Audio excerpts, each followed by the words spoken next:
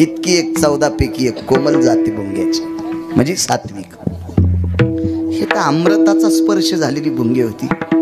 शरण आले मारुतीराय सारख्या, शरण आले. काय काम, काहीच नाही म्हणले. त्या बाईचा पलंग टोकरा. बुद्धिमतांवरिष्ठ मी थोडंसं सांगतो, चमच्याभर तूप घेतो समुद्रातलं. मारुतीरायाचं बुद्धी किती मोठी होती. बाईनं सांगितलं, हनुमंता भुंगे आडव. प्रभू रामचंद्र इकडं आले की मग प्रभू रामचंद्र माझ्या घरी येतील. मारुतीरायानं सांगितलं, दारात नाही, आतमध्ये बसू. पण एक लक्षात ठेवा आई साहेब, माझ्या मालकाला विघ्न चालत नाही. याचे 1-2 पुरावे सांगतो. कोणता विघ्न? चक्षुया चक्षुपाती मिनलिया वरुता नियती तयावधीची आई ती विलंबन चाले. सांगू खाली येऊन, वरचं पापन खालच्या पापनाला लागतंय, त्याला आपण निमिष म्हणतो, क्षण म्हणतो. इतक्या वेळापुरतं जरी विघ्न झालं तर माझे मालक मधात येणार नाहीत. तिनं सांगितलं, अरे मी कोण आहे? तुका म्हणे पतिव्रता, तिची देवावरी सत्ता. ताकद आहे तिची. याच्या पुढचा एक पुरावा सांगतो तुम्हाला. असे 4 का 5 पुरावे येत, पण मला आता 2 आठवायला येतं. बस झाले तितके बी 2 तिकटापुरते असले, बस झाले. जाताना धकत कसं बी मग. दुसरा एक पुरावा आहे, केसाचे आडवे भाग नाही. रोमतंतु भयो सवे भागाती चतुर्दशम. केसाचे उभे 14 भाग करायचे. उभे उभे, आडवे नाही, उभे उभे. एक केस किती बारीक असतो, त्याचे उभे 14 भाग केल्यावर 14वा भाग किती बारीक असेल, चष्म्यान दिसेल का देऊ. तै रोमाचे चतुर्थ भागे तै मोजिता विभागे तै विलंबाचे निभय भागे शन एकच गा. जाबाली बकदालभ्य भृशुंडी ह्या लोकांनी पुरावे दिले. तितकं सुद्धा सहन होणार नाही. बाईनं सांगितलं, तानच घेऊ नको. त्या भुंग्याला सांगितलं, बेट्या हो, पलंग सजून ठुलाय. कर्म सांगायलो, प्रारब्ध क्रियमान सजून ठुलाय. तुम्ही असं खा. बदाम ज्या बरणीत टाकले त्या बरणीचं ढक्कन उघड ठेवा आणि त्याच्यात एक गुळाचा खडा टाका. आपण मग त्या छोट्या छोट्या पाहुण्यामध्ये जातात. मुंग्या देखून या गुळ धाव खाली. गुळाचा खडा, साखरेचा खडा, खडी साखरेचा खडा पाहिला की मुंग्याला मूळ वाटी द्यायचं काम नाही. आपण मग त्या सुरुवातीला. आणि आम्हाला बदाम येत होते पहिले पूजेचे. तर ते पूजेचे बदाम सगळे गोड नसतात, काही कडू जहर असते. तर मुंग्या हुशार, ते बदाम खात नव्हते. मी मुद्दाम डब्बा उघड ठेवायचं. ज्या बदामाला मुंगी चिटकली ते बदाम काढून ठेवायचो.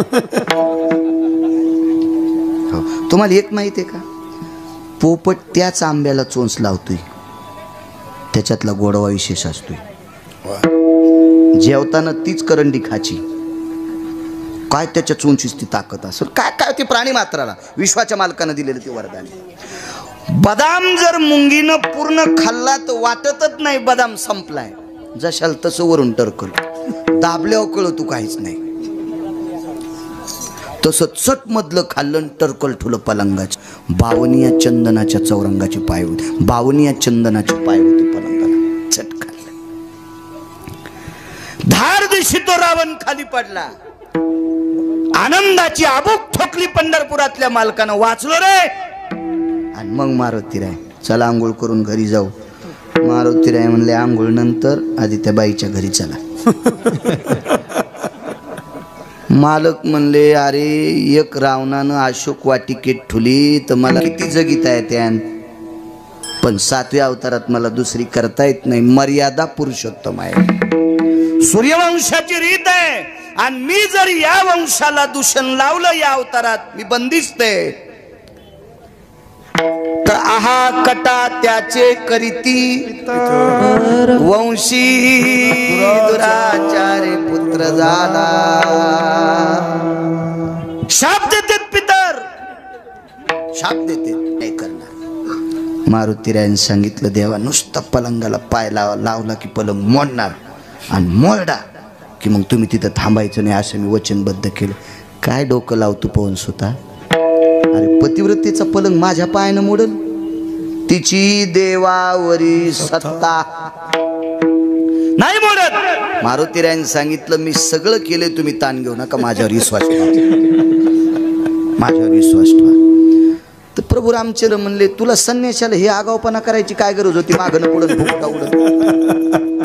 नाही म्हणले ज्यानं लग्न नाही केलं त्याला तर लय संसारीच का वाटते. तुम्ही अजून मी लक्षात घ्या, आमच्यापेक्षा ज्यानं लग्न नाही केलं का ते महाराज जास्त संसार सांगतो. विठाला विठाला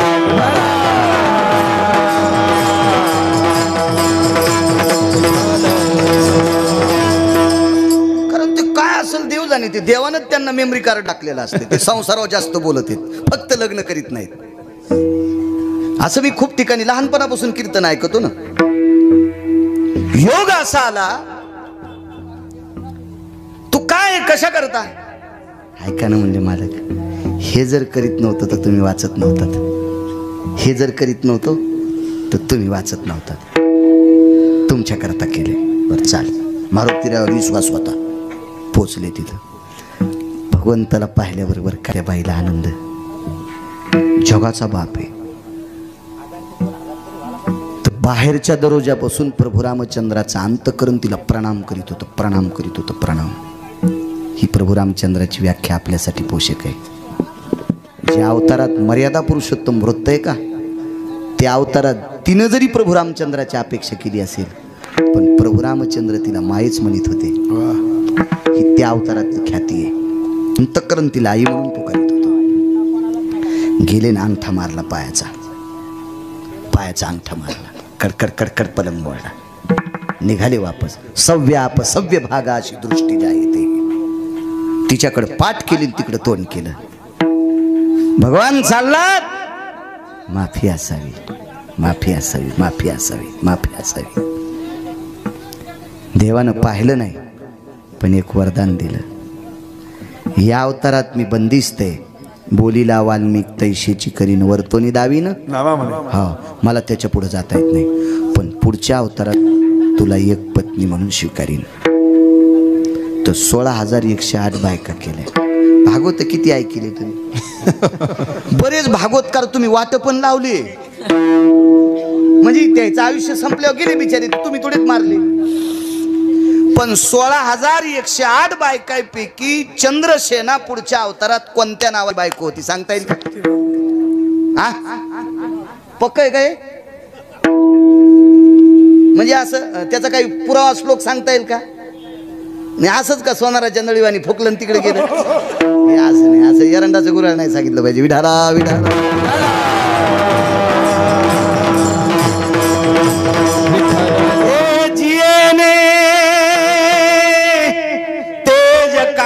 प्रसन्न केला,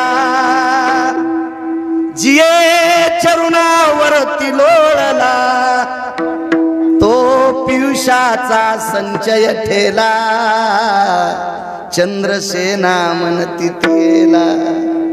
ते वरद हस्त पावली, सत्रजिताची कन्या झाली, श्रीमंत कावरुता ठेली, अवदानेची गा. मग 21 क्विंटल 78 किलो 44 तोळे सोनं, मनी देणारा हुंडा तिच्या बापाने दिला. हे त्याचा पुरावा आहे. विठाला विठाला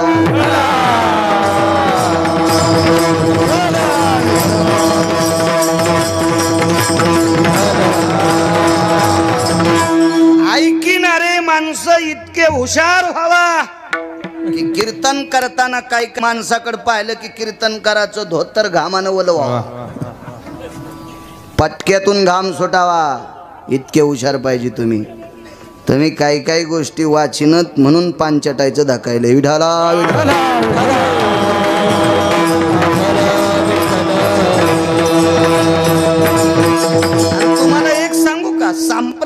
घराचे नियम न सांभाळणाऱ्याला जर तुम्ही मानित असाल तर त्याचं पाप तुम्हाला अर्ध फेडावं लागतं. दोघांची पताना सारी खेळती, सारी खेळती, दोघांची पताना सारी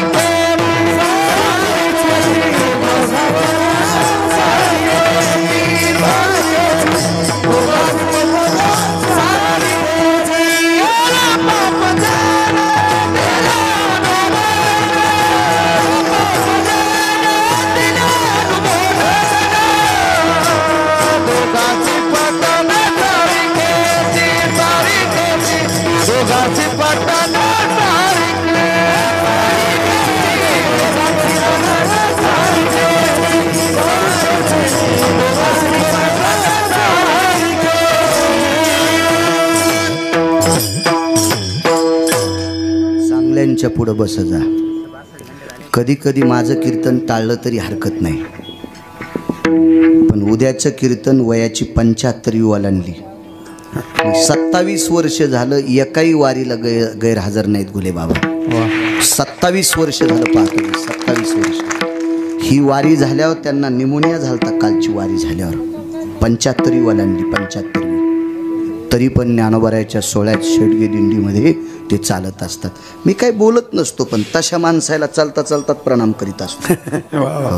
आपलं उजळून निघत असते. एखाद्या वेळेस आमच्यासारख्याचं नाही कीर्तन ऐकलं तरी चालेल, ही लोक ऐकत जा. तुम्हाला कारण सांगू, परमार्थात चुका करणाऱ्या भडव्याचं ऐकलं की पाप फेडावं लागते. पुरावा ऐकला तुम्ही, पुरावा ऐकला, मी नाही पुरावा देत. मला हे बसावं लागते ना माणिक भाऊ, मला हे सुद्धा माझं पाप समजितो मी. पण पुन्हा एक वाटते देवानं आपल्याला वाचिलं. तुम्ही होते प्रत्यक्ष पाहायला, मला मणक्याला मार लागल्यामुळं जास्त पाय हलतो. काय सांगू लागू, सत्य चंद्रसेना. हा, सुलोचना बरेच म्हणले ना. चंद्रसेना योगास आला. पुढच्या जन्मात पत्नी करताल, पण लक्षात घ्या, जिनं स्वतःच्या कपाळाचं कुंकू पुसलंय तुझ्यासाठी, देवा तुझ्यासाठी स्वतःच्या कपाळाचं कुंकू पुसलंय. तुला फक्त काही औपचारिक भोग घेण्यासाठी पलंगावर बोलील तर तू अंगठ्यानं पलंग मोडलास.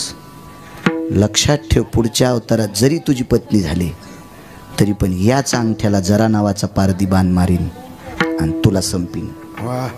भिल्ले विंधिले शारंधर. ज्या अंगठ्यानं पलंग मोडा त्याच अंगठ्याला साहेब द्वापार युगात बाण लागला. त्याला कर्म नाही चुकीत आलं. आता इकडं बघा, ह्या बाबाकडं निघाली प्रभू रामचंद्र. प्रभू रामचंद्र निघल्यावर यानं चढता पाय घेतला तर ती बाई लय हुशार, ती धरली मागून शेपूट. हो बाई, किती अधिकारी सांगू तुम्हाला. गरुडाला अमृत दोनदा भेटलं. दत्ता बुवा, दोनदा गरुडाला अमृत भेटलं, टिकिता नाही आलं. सर्पाच्या माईला कदरूला एकदा अमृत भेटलं, टिकिता नाही आलं. राक्षसायला नालायकाला अमृत भेटलं, पण मोहिनीकडे पाहत राहिले आणि दारूच पिले.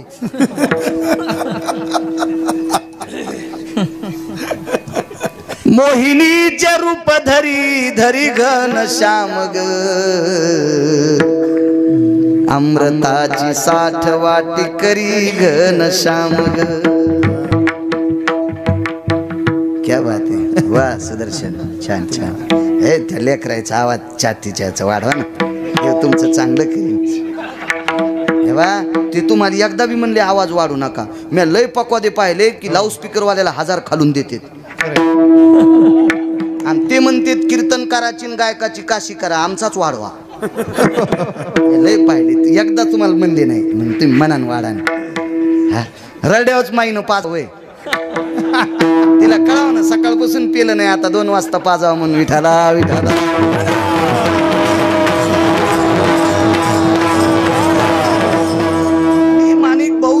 खोटं बोलणार नाही आणि भेणार बी नाही कोणाला. नका घेऊ कीर्तन तुम्हाला 30 गाव पट्ट्याला 36 गाव. मला पायपे पैशाचा असा. बायको एकच आहे, 2च लेकर आहे. वडील 90ला गेले, आई जिवंत आहे, काय ताण नाही, भरपूर पैसे आहेत, काय हराम खोरायचे अंडरडी घालणार नाही. कोणाला पटलं आणा, नका पटलं नका, काही गरज नाही. माणसानं स्पष्ट बोललं पाहिजे. मी त्या स्पीकरवाल्याला म्हणलं, का रे आम्ही तुझा काय बांध कोरला होता? तुम्ही काहीच नव्हता कोरला, पण त्यानं फाईल सरकिण्यासाठी वजन टुलतं. हे 500-500च्या 2 नोटा त्यानंच द्याल त्या पकवाद्यानंच, म्हणून त्याचा आवाज मला मोठा करावाच लागला. अरे मी म्हणलं, अरे तर कीर्तन मातीत घातलंस, चांगले प्रमाण म्हणणाऱ्याचे प्रमाण मातीत घातलेस, तुला काय भेटलं रे? ते म्हणलं, मला काय भेटू, पण त्याला त्या भडव्याला तो कोण्या नरकात टाकावं हे देवाला पण कळायचं नाही.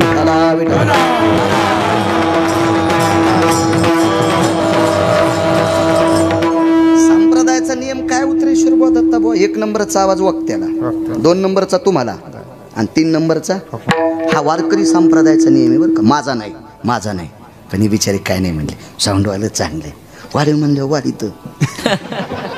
आता मायराडे शोपाजीत नाही ते कसं वाढी, त्याला म्हणावंच लागेल ना वाढेव म्हणून.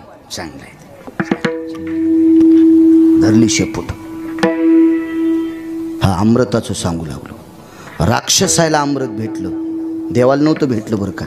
हे मोहिनीच्या नादी लागले. मोहिनी लय बेकार असते. 527 एकर जमीन आमच्या पाहुण्याला. गळ्यात मी मारुती रायच्या पुढं सांगायला मी एकही गोष्ट तुम्हाला सांगितल्या मग म्हणीन हे खोटं आहे. पण 527 एकर, 6वीला त्या गावात लग्नाला गेलतो तर 527 एकर जमीन आमच्या पाहुण्याला. शेवटच्या टप्प्यात ते पाहुण्यात दहिले ओढीत होता. दैले कळालं का? ओढून टाकलेल्या बिडीच्या दुंडकाला आमच्याकडे दैल्या म्हणते. अंतू भाऊ 527 एकर जमीन मोहिनीच्या नादी लागला होता. एका माणसाकडं 250 मशाली सोन्याच्या होत्या. 2.5 किलोची, 1.25 किलोची, 2.25 किलोची मशाल सोन्याची.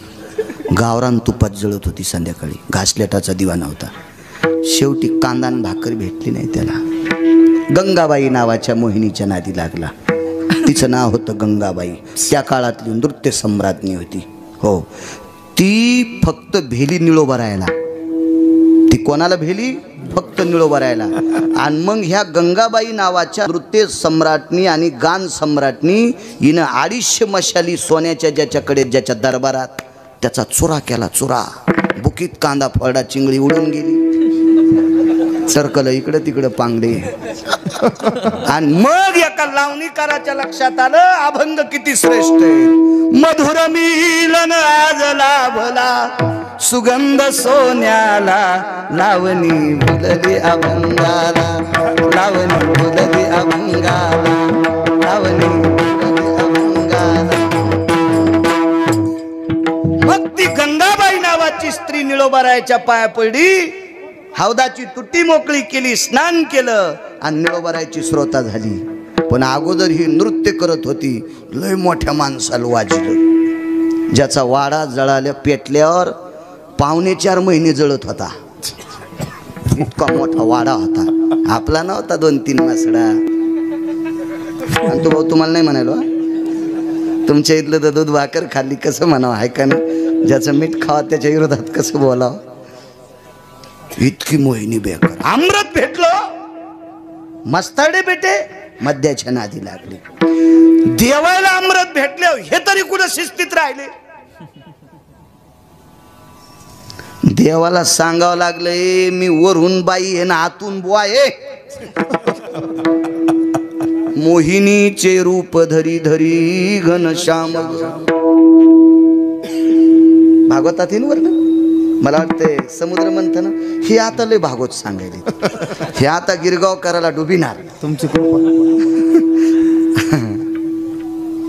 चांगला अभ्यास. वा, याबा दुसऱ्याची प्रगती पाहिल्यावर ज्याला आनंद वाटतो त्याला वारकरी म्हणायचं. दुसऱ्याचं बरं झाल्यावर ज्याला खपत नाही त्याला रावण म्हणायचं. रावण हा अतृप्त आत्मा होता. अतृप्त आत्मा होता. अतृप्त आत्मा होता. चांगली माणसं आहे ती. गोड आवाजावर प्रभू ते गोड अशी माणसं.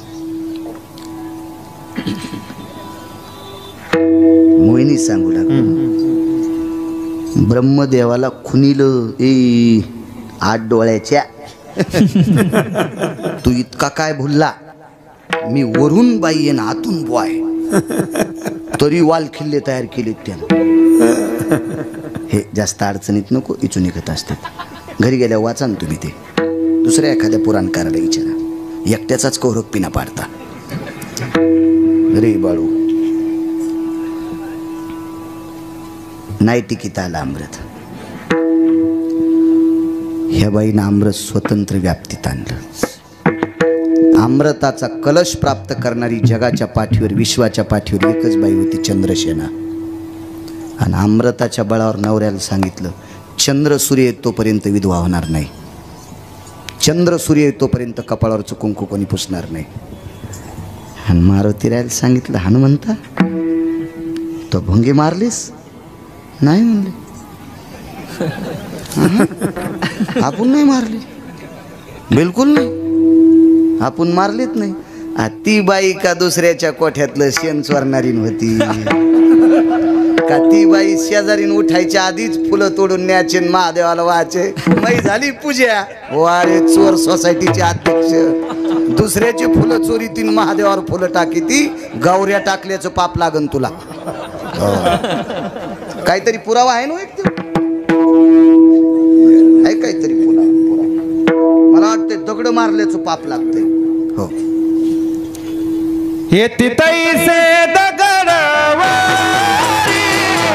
मंत्र पुष्प देवाची, मंत्र पुष्प देवाची,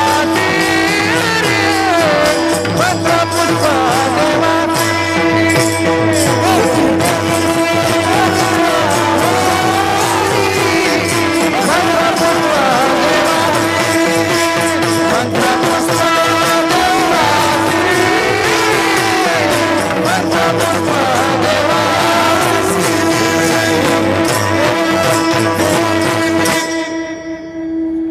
आळंदीला असताना घुलेबाबासोबत, तात्यासोबत, अजून 4-2 चांगल्या लोकांसंग फिरणारा माणूस.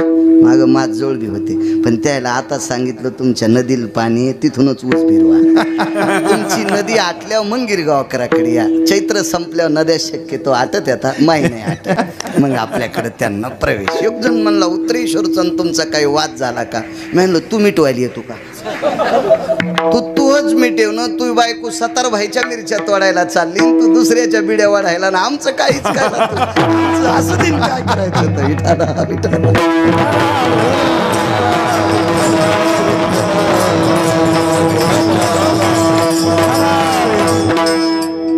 मला मजा आपल्या परिसरात येते बरं का. तुम्ही आपल्या परिसरातले म्हणून नाही, मला जितकी मजा आपल्या परिसरात आहे इतका श्रोत्यांचा ओघ हे पुन्हा नाही कुठं नाद करायचा. काय नाही, काय भिमलेलं या भागाला, या मातीत ताकद या प्रांतातल्या.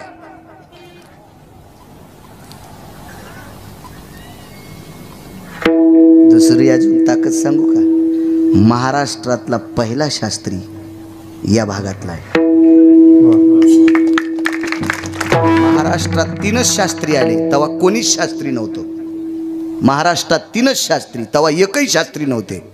जगन्नाथ अण्णा पवार, तुकाराम महाराज महामुनी आणि प्रल्हाद शास्त्री दैठणकर. या प्रांतात सुगंध आहे त्या. काशी विद्यापीठाची पहिली. आता शास्त्रींची संख्या भरपूर आहे, आता आपलं नशीब मोठं आहे, भरपूर शास्त्री. पण त्या काळाला 3च होते, त्याच्यातला एक आपल्या भागात होता. विठाला विठाला.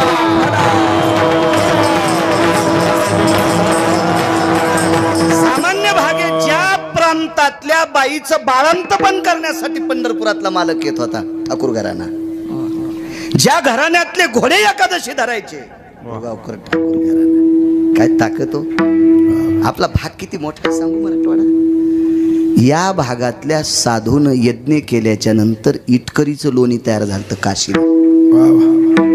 तर राजराजेश्वर शास्त्री ज्यांच्या पुढे लोटांगण घालत होते ते रंगनाथ गुरुजी या भागात येतं. या भागातले म्हणण्यापेक्षा सांगू का, 7-8 किलोमीटरवर त्यांचा जन्म झालता सोनपेठला. काय नशिबवान आहेत आपण. आणि हे भक्तीचा आनंदच वेगळा आपल्या भागात, काय विषय नाही. आणि तुम्हाला एक सांगू का, जिथं पिकतंय तिथं इकलं तर मजा असते. बाबा लांब गेल्यावर श्रोते किती येतील त्याचं काही सांगायचं नाही. परिसरात महाराज जन्माला येऊन त्याच्या कीर्तनाला लोकांना गर्दी करा, त्याला म्हणायचो महाराज. मी नशिबाय की मला तुमच्यासारखे अधिकारी श्रोते भेटतात. प्रणाम तुमच्या चरणी. कारण सांगू, तुमच्या आशीर्वादानंच मी महाराष्ट्रात फिरायलो. 3811 गावं दुपारच्यानं पूर्ण झाले. हे गाव लिहायचं नाही, हे लिहिलं कधीच. 3811 गावं एकदा गेलेलं गाव. हे तुम्ही परिसरातल्या केलेल्या सात्विक श्रोत्यांच्या आशीर्वादानं मी इतका फिरतोय. म्हणून तुमच्या चरणी प्रणाम. आपली ताकद नाही ती. धरली शेपटी, मारले नाहीच भुंगे. नाही म्हणले, मारले नाही. सांगू तुम्हाला पुरावा. पिच्छायाम पिच्छायाम पुच्छाग्र भागेषु. वाक्य नीट ऐका. पिच्छायाम पुच्छ आग्र भागेषु. पिच्छ म्हणजे पंख आणि पुच्छ म्हणजे शेपटी, आग्रभाग म्हणजे टोक. शेपटीच्या शेवटच्या टोकामध्ये पंख सापडलं, ते पंख होतं भुंग्याचं. भ्रमरादि पिच्छायाम पुच्छ अग्रभागेषु. कोर्टात जजला पुरावा विचारायची गरज नव्हती. हे तुझ्या शेपटीमध्ये भुंग्याचं पंख सापडलं हनुमंता. कोणी मारले? मान खाली घातली. कोणी? या बाई, जाय घरी, जाय घरी जाय. मारुती रायनं तिच्या दारात लोळण घातली. लोळले, असे लोळले. प्रभू रामचंद्र उभे होते, पाहत होते. मारुतीराय जवळ गेल्यावर मारुतीरायच्या अंगाला चिटकलेली माती पंढरपुरातल्या मालकानं कपाळाला लावली. तर मारुतीरायने त्याला विचारलं, माझ्या अंगाची माती तुम्ही कपाळ कशी काय लावली? तर पंढरपुरातले मालक म्हणले, तो तिच्या दारातली अंगाला काऊन लावली? मी सांगतो ना, तू अंगाची मी काऊन लावली, पण तो तिच्या दारातली अंगाला काऊन लावली? काय उत्तर द्यावं दादा? डोळे भरून आल्या मालकाचे.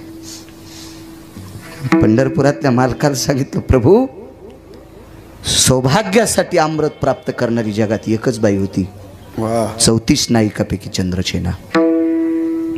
आणि अशा पतिव्रतेच्या पदस्पर्शाने पुनीत झालेली माती अंगाला लागावी. विटेवरच्या मालकानं मारुतीरायला कडकडाटून मिठी मारली.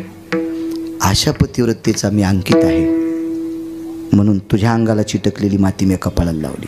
मी एका कीर्तनात सांगितलं होतं, रावणाला मारल्यावर प्रभू रामचंद्रानं अशोक वाटिकेतली माती कपाळाला लावली होती आणि लंकेकडे तोंड करून 3दा नमस्कार केला. तर बाकीच्या बऱ्याच लोकांनी विचारलं, पण सीताई साहेबांनी विचारलं, टाइम संपला का आपला?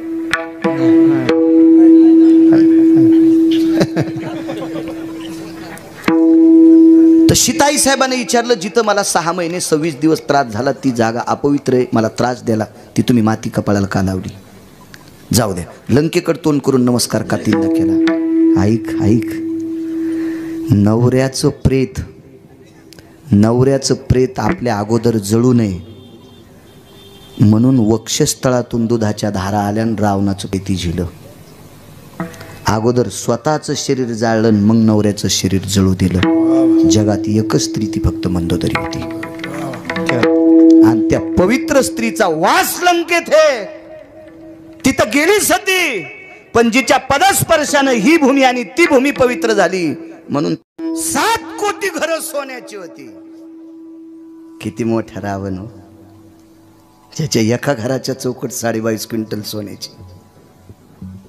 269 किलोमीटर एकीकडचं भिताड होतं गावाचं. 269 किलोमीटर. गळ्यात शपथ खोटं सांगत. शेजाऱ्याच्या कोणी घालीन, आपोआपल्या गळ्याची कशी घालीन? आणि हे गळा किती महत्वाचा आहे. या हे का कोर्टात सुनावणी देणारा थोडाच आहे. शंकरराव देवराव हाजीर आहे. आपल्याला कोर्ट हैदराबाद होतं ना पहिले, स्वातंत्र्यापूर्वी निजाम तेच होतं ना कोर्ट. मग ते कोर्टात सुनावणी देणारा असं देत होतं. त्याचा गळा आहे होय. आणि कसा घालीन इतक्या चांगल्या गळ्याची शपथ? 269 किलोमीटरचं इकड भिताड पूर्ण सोन्याचं. काय श्रीमंत असेल होते. बायका 80,000 होत्या. आपल्या बाई सारखी नाही, पाहती कवडाकडून चलती भिताड. 80 सहस्राच्या सुंदराचा 80 सहस्राच्या सुंदराचा माझी मुखराने मंदोदरी, माझी मुखराने मंदोदरी. 80 सहस्राच्या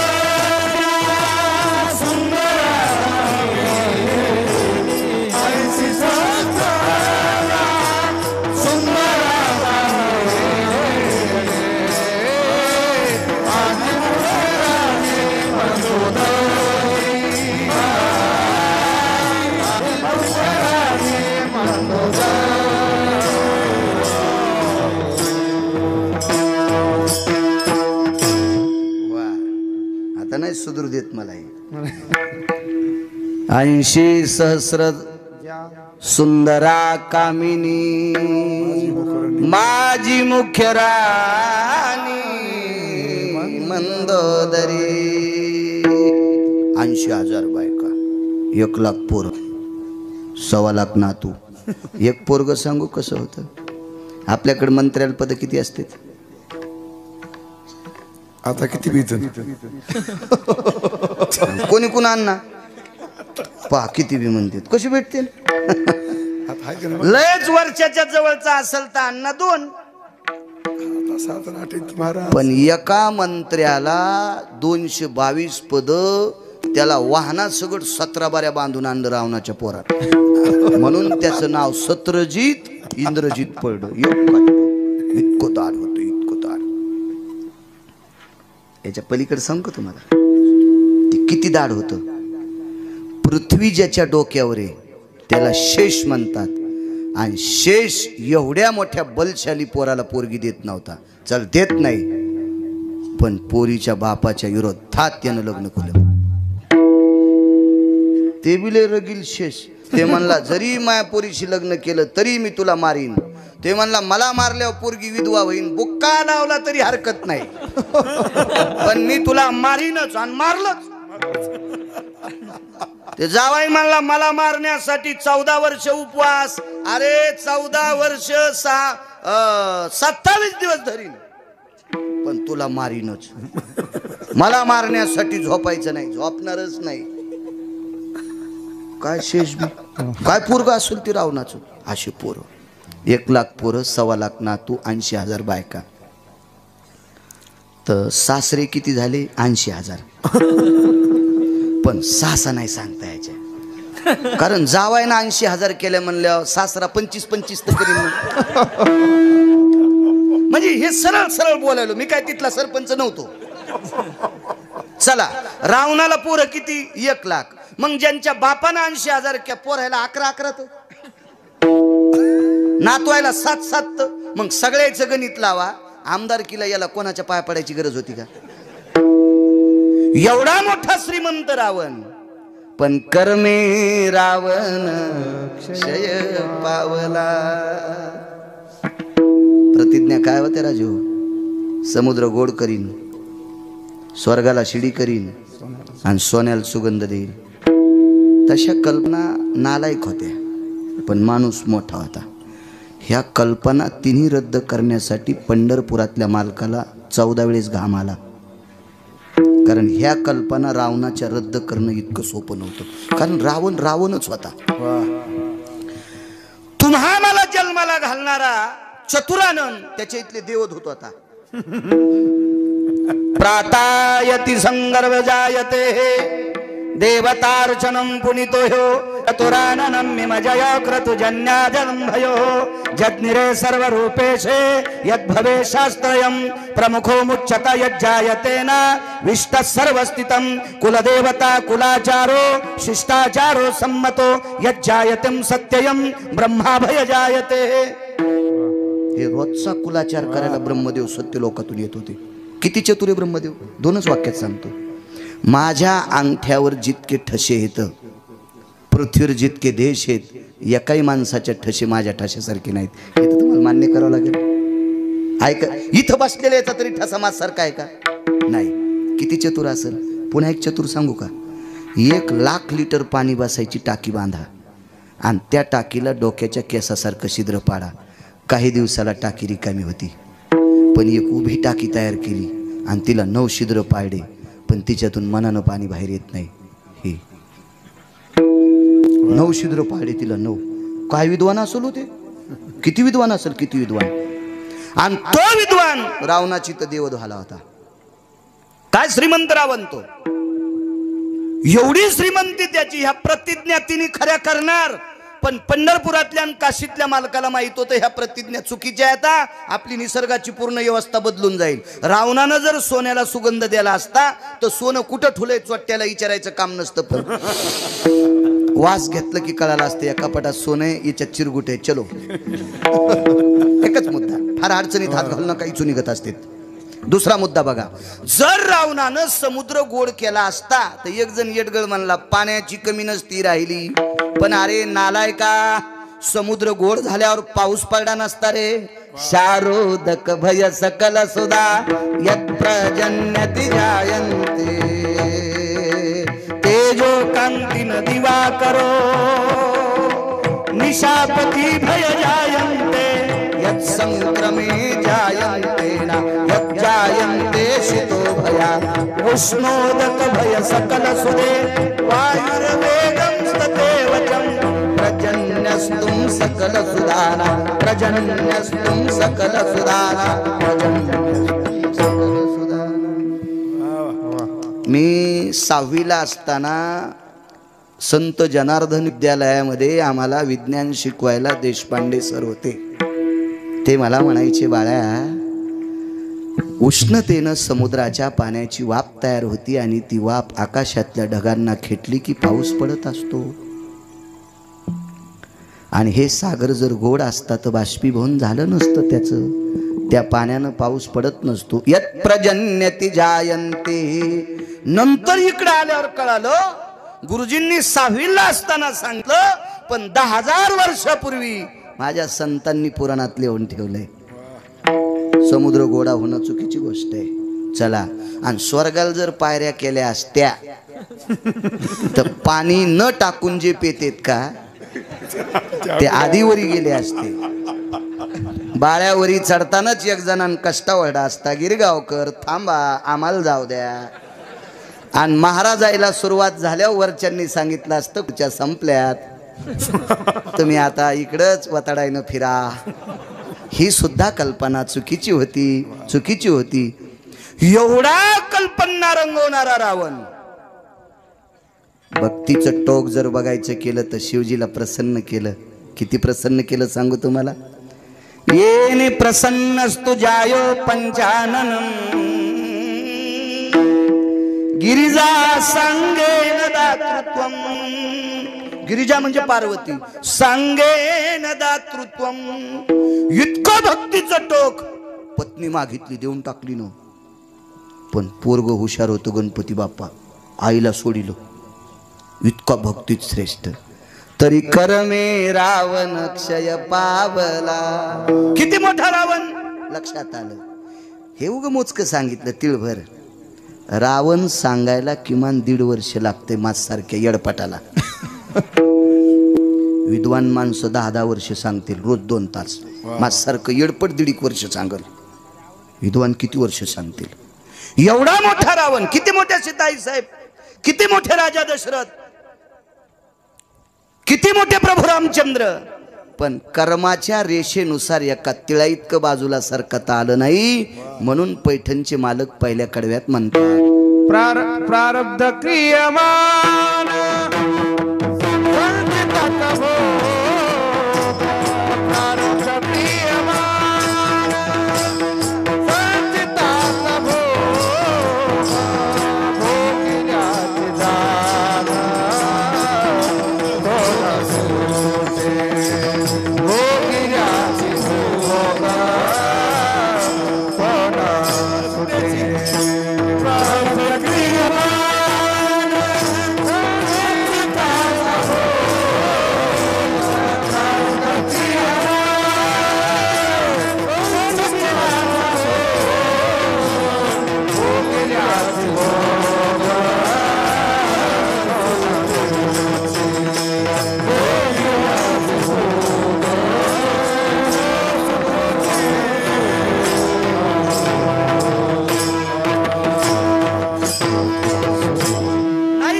आलं या लोकांना कर्म. ज्या मालकापाशी कीर्तन सप्ताह ना त्या मालकाची एक परिस्थिती आहे का. 4 रावणापैकी एका रावणानं प्रभू रामचंद्राचं हरण केलं. कर्म सांगायलो, कर्म नाही चुकत, नाही चुकत. हरण केलं आणि मग पहाटे भगवान प्रभू रामचंद्राला त्या नालायक रावणासोबत युद्ध करावं लागलं. पंढरपुरातल्या मालकाला, विष्णूचाच अवतार, युद्ध करावं लागलं. युद्ध इतकं युद्ध तुंबळ झालं दोघातच. तो रावण प्रभू रामचंद्राला मारित होता आणि प्रभू रामचंद्र त्याला मारित होते. पण भानगडी एक झाली सज्जनांनो, प्रभू रामचंद्रांनी बाण मारला की त्याच्या अंगातून रक्त पडत होतं आणि जितकी थेंब पडली तितकी रावण तयार होत होते. ते 10 तोंडाचा सांग ना बरं मी. दुसरा 4 रावण होते, 4 त्याच्यापैकी एक. घरी गेल्या बघा मोठाले मोबाईल आहेत तुम्हाला, असं इचकायचं नुसतं. तुम्ही एरवी कसं इचकितात असं असं असं तसं हे पण इचकान घरी गेल्या. वेळ भेटल्यावर भेटा, काम बंद करून नका करू. मारावं तर जास्त तयार व्हाले आणि नाही मारावं तर बेटा आपल्याला मारायले. संकट येऊ घामाघूम झाले. माणूस संकटात कोणाला हाक मारतं माहितीये का, अशी ठेस लागाव. आई ग काय म्हणते मस्त, आई ग मेवणीचं नाव घेत नाही. मी नाही म्हणायचं बरं का, आदरणीय पूजनीय कोठाळकर दादा म्हणायचे, साहेबराव महाराज कोठाळकर. आपली पात्रता पण नाही ते म्हणण्याची. मोठा ताटा मोड्या काय म्हणतंय, आई ग बाई ग आई ग इतकंच म्हणतंय. आणि डोळ्याला पाहत असताना दृश्याच्या पलीकडचं चरित्र ज्या वेळेला घडत असतं त्यावेळेला तोंडातून शब्द पडतो, बापरे बापरे हा शब्द पडत असतो. आणि ज्या वेळेला अतिसंकटाचं टोक येत असतं त्यावेळेला आपल्या कल्याण करणाऱ्या व्यक्तीचं नाव आठवत असतं. मग तो आपला कुलगुरू असेल, आपला टोकाचा एखादा फार जवळचा हितेशी असेल. माझ्या विटेवरच्या मालकाला एकाच व्यक्तीचं नाव आठवलं, मारुतीराय. हे पवनसुता, इतकं तोंडातून पडणं उडी हाणणं सगळं झाली. जी मालक डोळे भरून आले प्रभू रामचंद्राचे. हनुमंता, अयोध्येचा कारभार कसा सांभाळायचा, कशी वाट लावायची, तू बुद्धिमत्तान वरिष्ठम, तुला कसं ठरवायचं ठरव बाळा. आता मी वाचत नाही. मारुतीराय म्हणजे तुम्ही आणि कोणाला बोलायले, एका चिरंजीवाला मारुतीला बोलायले तुम्ही. मालकानं सांगितलं, अरे मी तुलाच बोलायलो राजा, हे वाचू देत नाही रे मला. हाना माझ्या देखता. काय हाणायचे त्याला, एक बाण मारला आणि जितक्या चिळकंड्या पडल्या त्या रक्ताच्या थेंबातून पुन्हा तयार व्हालीत. आणि नाही हाणावं तर ते मला हाणतंय. मारुतीराय म्हणले, मालक एक सांगू का, हा किती नालायक आहे. ब्रह्मदेवाला विचारलं तर याचा नालायकपणा मोजायला तराजू नव्हतं. पण नालायक जर पंढरपुरातल्याच्या हातानं मरत नसल तर एक समजायचं, त्याची बायको पतिव्रत आहे. बायको पतिव्रत आहे. पंढरपुरातल्या मालकाला बऱ्याच नालायक मारत असताना त्यांच्या बायकांची अडचण आली. तुम्हाला एक सांगू का, पंढरपुरातल्या मालकानं 7व्या अवतारात रावण कधीच मरत नव्हता. माना नका मानू काय घेणे मला त्याच्याशी, मी वाचून सांगायलो तुम्हाला. रावण एकदाही प्रभू रामचंद्राच्या हातानं सरळ सरळ मरत नव्हता. पंढरपुरातल्या मालकाला 2 लोक भायकावं लागले, एक त्याची बहीण आणि एक त्याचा सख्खा भाऊ. त्या तुटक्या नाकाचीच्या, तुटलेल्या नाकाची होती ना ती, तिच्या डोक्यातला स्क्रू ढिला केला, जरा ढिला केला स्क्रू, आणि स्क्रू ढिला झाल्यावर ती दादाला म्हणली, दादा मला एक वहिनी आण. तेव्हापासून या लहान लहान लेकरायला ते गाणं शिकिते, दादा मला एक. काय रे सुदर्शन, असं असतोय. गुदगुल्या होत्यात तुला बी.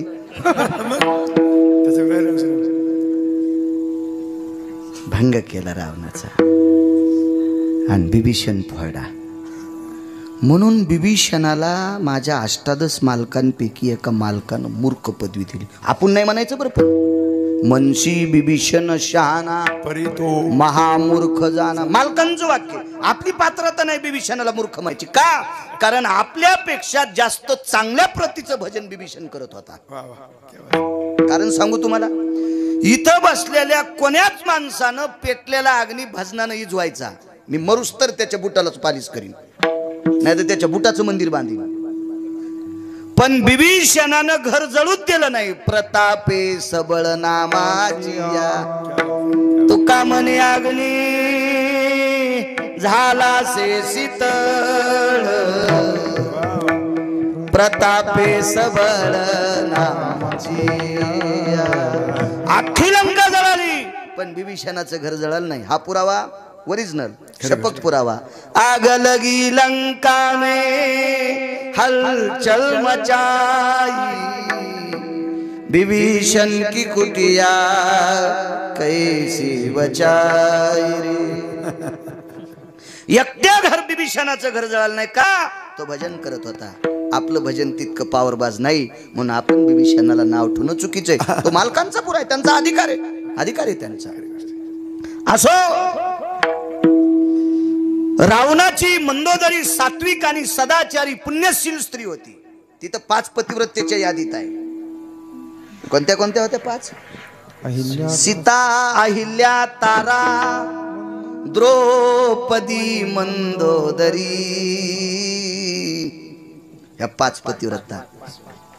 याच्यातल्या मुख्य 34 नायिका होत्या. हे कॉलेज मधले पुढचं त्याच्यातली एक सांगतो आता. त्या 34च्या यादीमध्ये सावित्री आली. पारनिरोर कंकणो भय जायते न दक्षिणाधिपती. ही दक्षिण दिशा आहे ना. पारनिरोर कंकणो जायते दक्षिणाधिपत्यम तेजो भय कांती दिवाकरम ममम ललाट प्रपलचम दातृत्वम देहिमा. हातातल्या बांगड्या दाखिल्या, त्या बांगड्याच्या तेजानं डोळे दिपले आणि ते म्हणला काय देऊ, मा नवरा नेलास ते वापस कर. आणि आणलाबाईनं यमाच्या दाढातून सत्यवान वापस, आणि त्यानं वापस दिल्या. मग आरती पेटिली आणि दोघांना दक्षिणेकडे तोंड करून आरती गायली. आरती यमराजा बंधू सहेश नदी जा सोडवे पते माझा दक्षिणेचे राज्य तुला देवा कुमकुम दान ओ संगा मागते रे. याच्यातला एक मुख्य शब्द बंधू सहेश न देजा. मग भाऊ मानलं. सामान्य ताकद आहे. या 34 मुख्य नायिकापैकी ती एक आहे. पुढे पुन्हा सांगणार आहे जेवढा वेळ भेटन. माझं मत आहे दुपार झाली की बैल सोडे पाहिजे, चालेल. आणि कीर्तन करानं 2 तास झालं की आपलं जे इठेल केलं पाहिजे. माणसं बेजार नाही केलं. हो ना. आपल्या टायमात चौकटीत लांबवायचं नाही. मारुतीराजांनी सांगितलं आईसाहेब अधिकारी आता. तर प्रभू रामचंद्र म्हणले आईसाहेब कोणाला म्हणायला? ह्या नालायकाच्या बायको. तर भगवान म्हणले नालायकाच्या बायकोला आईसाहेब? ते म्हणले मी संन्यासी आहे. मी कामाला इस्तू लावला, वासनेला इस्तू लावला. जगातली जी स्त्री दिसन मी तिला अंजनी सारखंच मानीन. याला म्हणायचं वारकरी, याला म्हणायचं साधू, हो याला म्हणायचं पारमार्थिक. आई साहेब आहेत. मी नाही वाचत, काळजी करू नका. मारुतीराय गेले आणि चंद्रसेनेच्या दारात लोटांगण घातलं. केवढा मोठा संन्यासी, फार मोठा संन्यासी दादा, इतका मोठा संन्यासी. असा संन्यासी होणे नाही. 19 संन्याशीपैकी 1 नंबरचा संन्यासी. लोटांगण घातलं. दाशीनं सांगितलं मालकीनबाई. कोणीतरी लोटांगण घातलं, पाहिलं, तेज बघितलं. त्या बाईनं सूर्याकडे बघितलं तर सूर्याचं तेज लाजत होतं. इतकं मारुतीरायचं तेज होतं. पहाटच गिळायला गेलं तर आता उद्याच्या 6 तारखेला अभंग म्हणावंच लागते. ते येणाऱ्या 6/3लाच ना, 3ऱ्या महिन्यातल्या 6 तारखेला सकाळी. का नाही भेटणार तो? मग बाईच्या लक्षात आलं जनलोटांगण घातलं तो साधा नाही.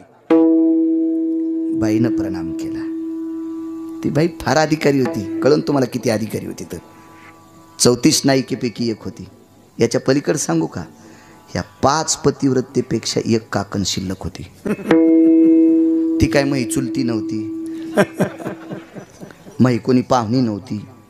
पुराण सांगते म्हणून बाळू सांगतोय, म्हणून नाही. एखाद्याने विचारलं तर आपल्याला त्याला बोलायची ताकद. ताकद म्हणजे आपण वाचिलं याच्याकरता. हो, लोटंगण घातलं. कोण आपण? मी मारुती. कोण मारुती? भगवान प्रभू रामचंद्राचा भक्त, रामभक्त, हनुमान, अंजनी सुतूच. हो मीच. बाईनं भाषाच बदलली. तुम्ही मारुती आहेत? लोटंगण घातलं. हे पवनसुता, एक करताल? तुमचे मालक माझ्या दर्शनाकरता घरी येतील का? तुमच्या मालकाचं, मला चुकून बोललो, तुमच्या मालकाचं मला दर्शन घ्यायचंय, ते आमच्या घरी येतील का? मारुतीराय म्हणले, वाचले तर येतील. वाचले तर येतील ना. अरे हनुमंता, तुझ्यासारखा बलशाली, बुद्धिमतान वरिष्ठ, बलाची देवता, एवढा मोठा भक्त त्यांचा असताना, आणि ते जगाचे मालक आहेत, त्यांना कोण मारीन? तो हाच मालक मारायला आहे. नाही, दर्शनाला आणशील का? आणतो म्हणे, पण वाचले पाहिजे. एक काम कर म्हणे, आमच्या मालकाचं रक्त पडल्याच्या नंतर दुसरे मालक तयार होते, तर तू काय कर, 10-15 मिनिटाकरता त्या पर्वताच्या गुंफेला एक दार आहे, तिथं अमृताचा कलश आहे, त्याच्यातलं अमृत भुंगे नेऊन तिकडं टाकतात. माझे मालक शिल्लक तयार होते, तोपर्यंत ते भुंगे तिथं आडव. इतकंच सांगितलं बाई ना. भुंगे काय कर, आडव. आणि मग माझे मालक थोडे मूर्छेनं येऊन पडतील, आणि प्रभू रामचंद्र मेलं म्हणून सोडून देतील. ते इकडे येतील, मी त्यांचं दर्शन घेईन, आणि प्रभू रामचंद्र गेल्यावर मी पुन्हा कप भरून अमृत आणीन, त्याच्या अंगावर टाकीन, पुन्हा जिथं करीन. ती बाई चंद्रसेना आहे, तिचं नाव आहे चंद्रसेना. पुढची ताकद ऐका तिची, ऐका ताकद, ऐका तिची. हो, जास्त करून तुम्ही ऐका. तुम्ही ऐका, तुम्ही ऐका जास्त करून. मारुतीरायला सांगितलं होतं त्याला आडेव. काय केलं या पठ्ठ्यानं माहिती? हाणलेच, हाणलेत. हाणला का काठी होती का काय? आईसाहेब होत्याच शेपटी. आईसाहेब चपक्यातच भुंगा खलास. काही ठराविक भुंगे राहिले, लफ लफ लफ लफ कापू लागले असे ते. हो, अरे बापरे म्हणले, काय प्रणाम. मारुतीराय म्हणले, बेटे हो, हरामखोराला जिवंत करता आणि जगाच्या मालकाला त्रास देता, भडव्या होत, वाचूच देत नाही तुम्हाला. ते काय असं लुचे पिचे होते का काय? थांबन, मी आता कष्टा घालतो आणि येतो. गेलं तर उरकते. मारुतीराय होते. भुंगे म्हणले, आमचा वंश संपू नका. भुंग्याच्या जाती 14. तुम्हाला एक भुंगे माहीत असतील, गोळे करणार.